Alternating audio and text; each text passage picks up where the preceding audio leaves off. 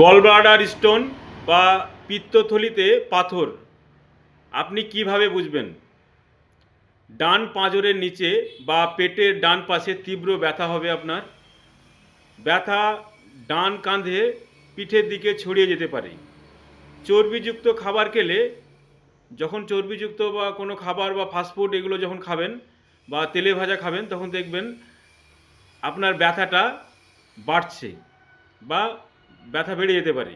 বমি বমি ভাব এবং পেট ফাঁপা, হজমের সমস্যা, ইনডাইজেশনের সমস্যা, বদহজম যাকে বলা যায়, চোখ বা ত্বকের রং পরিবর্তন, কখনো কখনো হলুদ হয়ে যাবে, এই সবগুলো বুঝলেই জানবেন আপনার গলব্লাডারে স্টোন হতে চলেছে বা স্টোন হয়ে গেছে।